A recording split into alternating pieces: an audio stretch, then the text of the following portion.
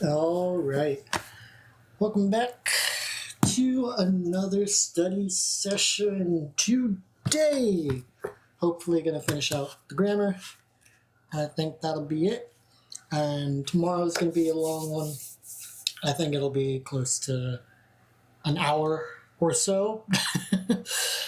Ooh, I'm preparing myself for that. Got to manipulate my schedule around a little bit so I can hopefully get home quick and then do all the practice tomorrow. That way we can have a lot more review for the rest of the week. I guess without further ado, subscribe if you want to stay updated, notification bell if you want a reminder to study, like if you did your homework. And I'm trying to get done quick today so I can get to sleep, wake up tomorrow quick. If I'm honest, today might just be a quick 10-minute video. I'm just trying to do 5, 6, and 7. Head out. So let's get started. Alright. Oh, however, we do have naru, which, if you were here yesterday, you might know adjective plus naru. The verb naru means to become, indicating a change. Naru follows nouns and both types of adjectives. E-adjectives and adjectives. So, E-adjectives, atatakai, atatakaku naru. Atatakaku naru. I wonder if atatakaku naru tsumori is it will become warmer. Or I don't know if I can even combine those grammars. Shizuka ni naru. Oh. So non-adjectives become ni. E-adjectives follow the ku change for like short form, kunai, kute, like shizu, or no, samu ku. Is it Teflon that does ku? I know past tense short form, like samu kunakata, kunakata. So the ku isn't too out there. Kaishain ni naru. Oh, there we go. To become a company employee. That's nice. So, nouns and non-adjectives are the same with the ni naru. E-adjectives, e becomes ku naru. So, Nihongo no benkyou ga tanashiku narimashita. Studying the Japanese language is fun now. Huh? Though it was like torture before. Nihongo no benkyou ga. So talking of studying Japanese, tanoshiku narimashita. It has become fun, which means it wasn't fun. I guess that's the idea around it is fun now. Maybe it wasn't fun before. Nihongo no benkyou ga suki ni narimashita. I have grown fond of studying the Japanese language. Okay, with E adjectives, the final E's dropped, ku's added, just like in their negative conjugations.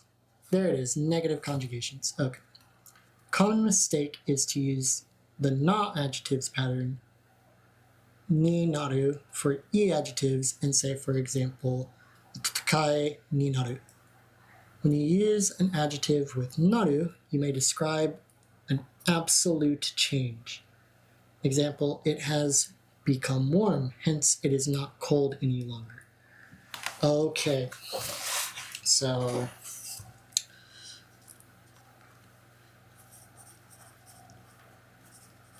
describes absolute change. For example,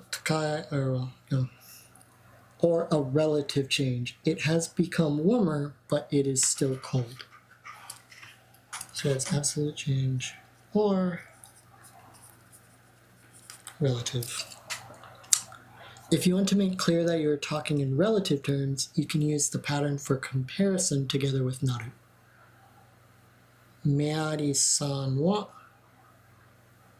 mae yori than before. Okay, mae before or in front. Meari-san wa mae yori Nihongo ga jouzo ni narimashita. Mary has become better in Japanese than before. Interesting. So no hoga, yori is comparing.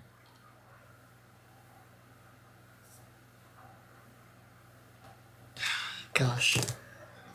Interesting. So you use yori, mae yori. Okay. Okay.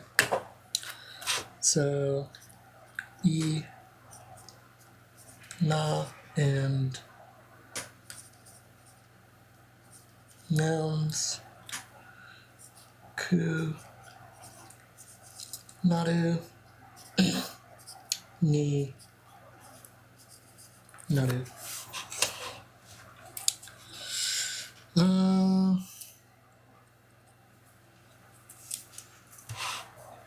Yes, I'll do a star. Yori to compare in relative terms. Alright. I guess that's kind of a simple, just baseline understanding of naru for now. We might get a little bit more crazy probably in the homework, depending on how far we get. 6. どこがにどこにもどこかにどこにも. In lesson 8, we learned the Japanese expressions for something and not anything. Nanika and nanimo. As you must have noticed, these expressions are made up of the question word for things, nani plus particles ka and mo. Other expressions for some and any in Japanese follow this pattern. Great. Love this. Doko ka ni do ko ni mo. Something nani ka, not anything. Nani mo. Nani mo. Someone, dareka, not anyone, daremo. Somewhere, doko ka, not anywhere, doko mo. As we noted in lesson 8, you do not need particles wa, ga, or o with these words. You do not need other particles. You do need other particles, such as ni, e, and de. These particles appear in the places shown with the underlines above. Doko ka e ikimashita ka? Did you go anywhere? いえ、どこへも行きませんでした。I did not go anywhere. 誰かに会いましたか Did you meet anybody? Oh, did you see anybody? いえ、誰にも会いませんでした。I didn't see anybody. 何かしましたか Did you do anything? いえ、何もしませんでした。I didn't do anything. Oh no, I didn't do anything. All is not used.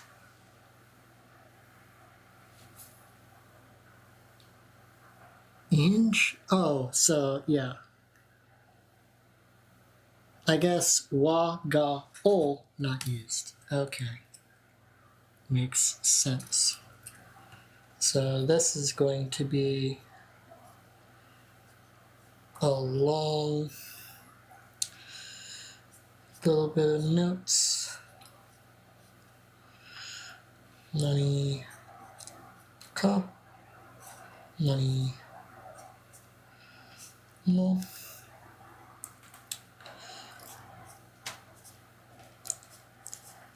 Dare ka.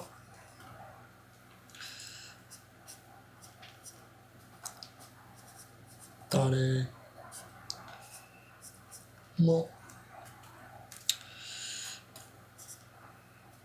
どこかどこも So わが and お no particles に and で go in underline. So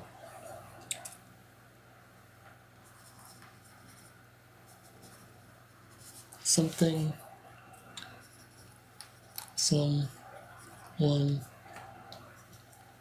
somewhere,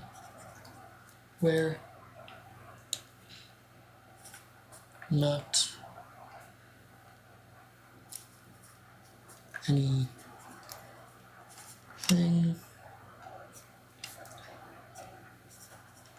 anyone,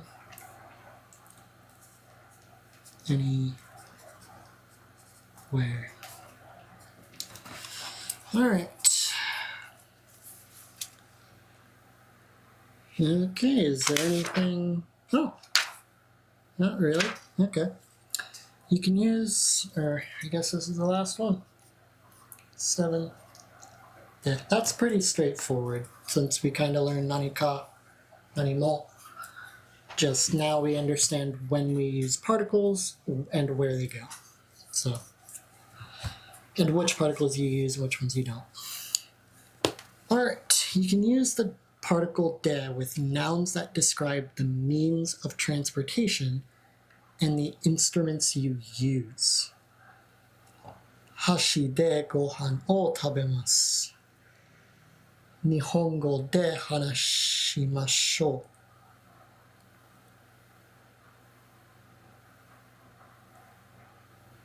Basu de ekimade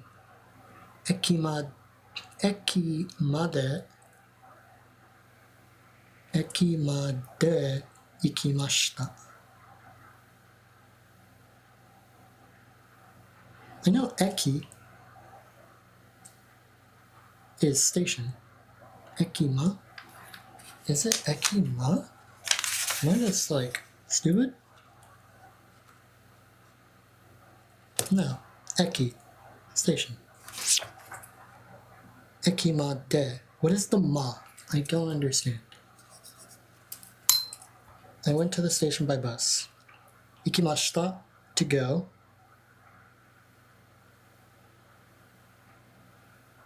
Basu de ekimade. maybe it's made. I don't remember what made is, but I guess. テレビで、テレビで映画を見ました。So these three, I guess, are the instruments. So the instrument I'm using is the television to watch TV. The instrument I'm using is my voice or Japanese to talk. So, interesting. So,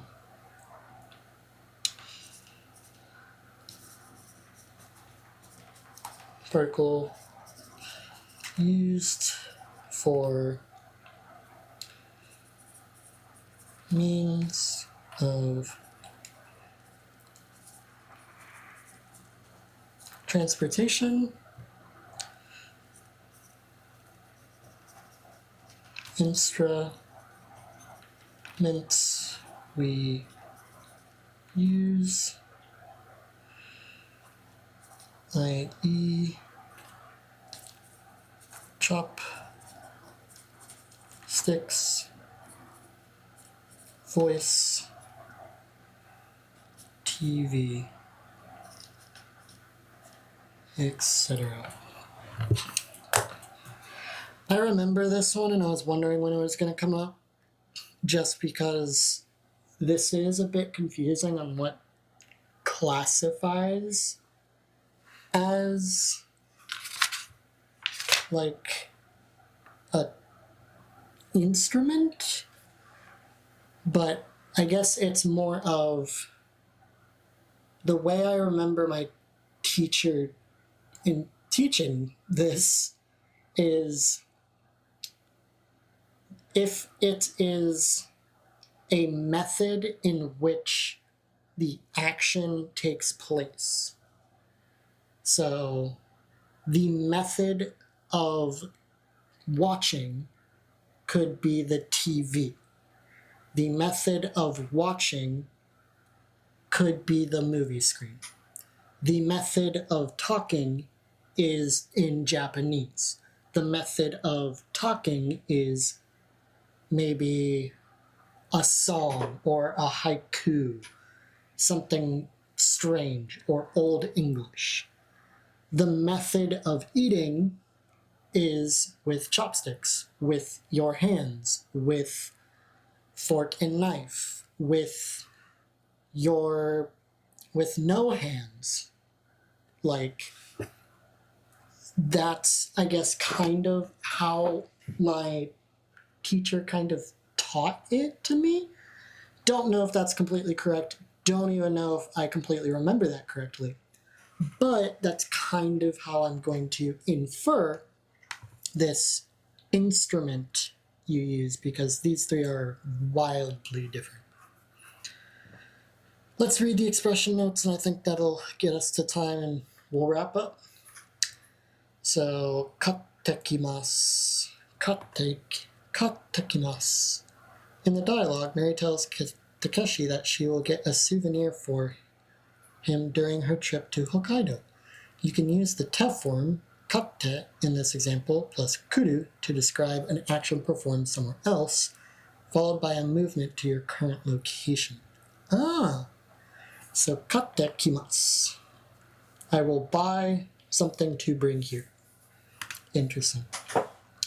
Basusha.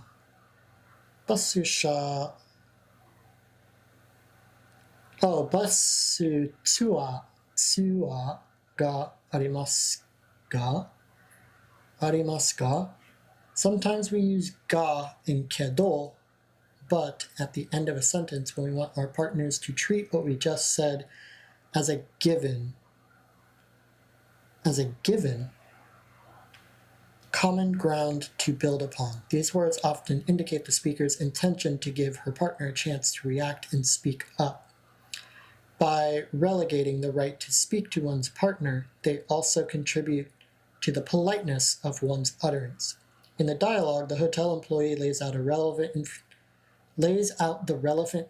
relevant information on the table, but there are two tours, one on Saturday and another on Sunday. ga attached to her sentence indicates that she wants to build upon and move forward with these pieces of information instead of asking the obvious question, namely, "Dochira ga ii desu ka?" The hotel employee chooses not to finish her sentence and lets her customer come forward with an answer immediately. Interesting. That's a nice piece of information. So, ga and kedo. Instead of, so like you're presenting information. There's this tour, there's this tour, there's this one. Kedo. I guess it's kind of like the grammar where you let the other person finish the sentence by saying like tabemono wa, and then you're like, oh, like, or I guess like, what's a better way to explain it? Bangohan wa, dinner. Like, do you want to eat it? Do you not want to eat it? Things like that. There's many different, I guess, kind of similar things that we've, I guess, seen before that kind of lays into this contextual language and or like inferred questions, which is really cool.